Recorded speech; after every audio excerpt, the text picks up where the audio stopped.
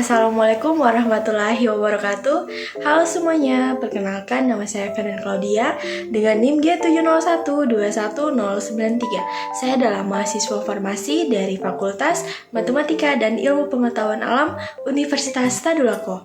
Baik, di sini saya akan menjelaskan sedikit mengenai farmakokinetik, farmakodinamik, dan juga farmasetika dari obat furosemid. Langsung saja ke videonya.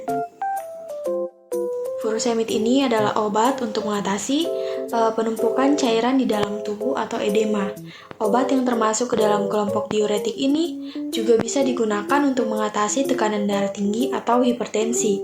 Nah, obat ini dia bekerja untuk mengurangi cairan berlebih dalam tubuh atau yang sering kita sebut dengan edema, yang disebabkan oleh kondisi seperti gagal jantung, penyakit hati, dan gagal ginjal. Nah, furosemid ini dia bekerja dengan cara menghalangi penyerapan natrium di dalam sel-sel tubulus ginjal. Dengan begitu, jumlah urin yang dihasilkan serta dikeluarkan oleh tubuh akan meningkat. Oke, selanjutnya kita masuk ke dalam farmakodinamik furosemid. Nah, furosemid ini dia bekerja dengan cara menghambat area pengikatan klorida pada kotransporter NaK2Cl atau NKCC2 yang terdapat pada pars ascendant lengkung Henle. Nah, termasuk makula densa.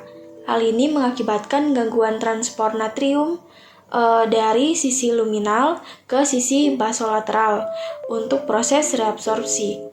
Inhibisi ini akan menyebabkan peningkatan ekskresi air, juga natrium, klorida, magnesium, kalsium, hidrogen, dan kalium. Nah, selain itu, furosemid juga memberikan efek vasodilatasi, sehingga dapat digunakan untuk terapi edema paru akut. Nah, farmakodinamik furosemid ini akan mengalami perubahan pada pasien gagal ginjal akut dengan oliguria. Nah, pada pasien ini terjadi penurunan ekskresi furosemid pada urin, sehingga menyebabkan konsentrasi furosemid plasma yang tinggi, bahkan membahayakan. Vasodilatasi menyebabkan penurunan respon pembuluh darah terhadap senyawa vasokonstriktor, seperti angiotensin II dan noradrenalin, serta penurunan produksi hormon natriuretik yang memiliki efek vasokonstriksi. Produksi prostaglandin juga akan meningkat, sehingga menambah efek vasodilatasi. Golongan obat furosemid itu termasuk dalam obat resep, terus kategorinya diuretik, terus manfaatnya itu dia mengatasi penumpukan cairan di dalam tubuh yang digunakan oleh dewasa dan anak-anak. Terus untuk kategori kehamilan dari furosemid itu dia masuk dalam kategori C.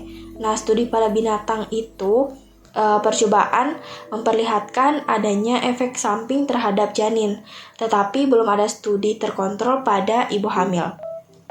Nah, obat ini hanya boleh digunakan jika besarnya manfaat yang diharapkan melebihi besarnya risiko terhadap janin.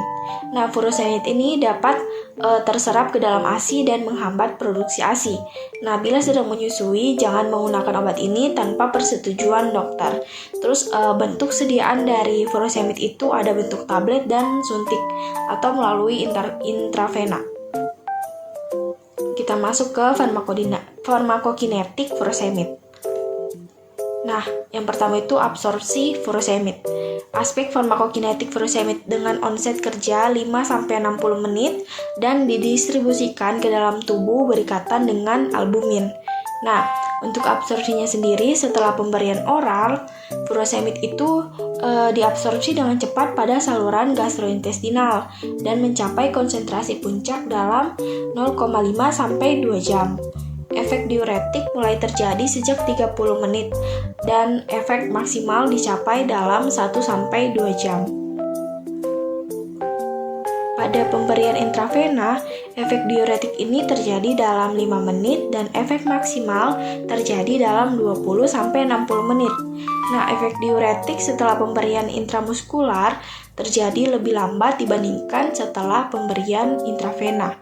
Nah, kecepatan absorpsi furosemid ini akan menurun jika diberi bersamaan dengan makanan, serta pada pasien sindrom nefrotik atau gagal jantung.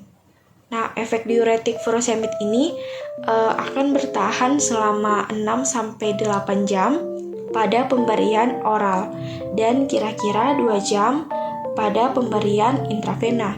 Namun, efek diuretik ini dapat memanjang pada pasien dengan gangguan fungsi ginjal. Absorpsi furosemid berdasarkan jalur masuknya obat. Yang pertama itu adalah jalur masuk intramuskular.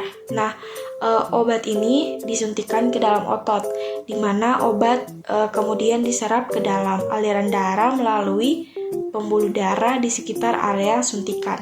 Nah, proses penyerapan ini bisa lebih lambat dibandingkan dengan intravena, karena obat harus melewati lapisan otot sebelum mencapai aliran darah. Namun, dalam beberapa kasus, pemberian melalui intramuskular ini dapat memberikan efek yang lebih bertahan lama karena obat ini diserap secara bertahap dari lokasi suntikan. Sedangkan untuk jalur intravena, itu obatnya disuntikan langsung ke dalam pembuluh darah yang memungkinkan obat untuk mencapai sirkulasi sistemik secara langsung. Nah, ini yang membuat onset atau awal obat lebih cepat dibandingkan dengan intramuskular. Namun, karena obat langsung masuk ke dalam aliran darah, efeknya cenderung lebih singkat dibandingkan dengan IM.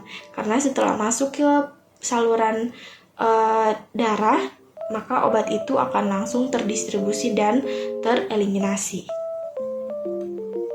Nah, untuk kesimpulannya dari faktor farmakokinetik ini, jadi dalam beberapa kasus itu, penggunaan intramuskular bisa lebih dipilih jika diperlukan efek yang bertahan lama, sementara intravena dapat dipilih untuk efek yang lebih cepat dan terukur. Namun, keputusan tentang metode pemberian obat itu harus didasarkan pada evaluasi medis individual dan karakteristik pasien. Selanjutnya ada distribusi. Nah, furosemid ini dia berikatan dengan protein kira-kira sebanyak 95%, terutama albumin. Nah, furosemid ini dia dapat menembus plasenta dan didistribusikan ke dalam air susu ibu atau ASI. Volume distribusi furosemid IV adalah 0,181 liter per kilogram pada orang sehat dan sebesar 0,14 liter per kilogram pada pasien dengan gagal jantung. Nah, pada neonatus, volume distribusi 1,5 sampai 6 kali lebih besar dibandingkan pasien dewasa. Terus untuk metabolisme furosemid itu terutama terjadi pada ginjal dan sebagian kecil di hepar. Sebanyak 40% furosemid itu akan mengalami biotransformasi. Terdapat dua macam metabolit furosemid, yaitu furosemid glukuronid yang aktif secara farmakologis dan 4-kloro-5-sulfamoy latritranilic acid. Nah, untuk eliminasi furosemid itu sekitar 43% furosemid akan mengalami eliminasi melalui ginjal. Ekskresi furosemid pada urin didapatkan lebih tinggi setelah pemberian intravena dibandingkan dengan pemberian oral.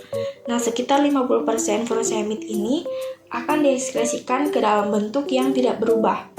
Nah, untuk waktu parunya furosemid sendiri itu adalah 4 jam setelah pemberian oral dan 4,5 jam setelah pemberian intravena.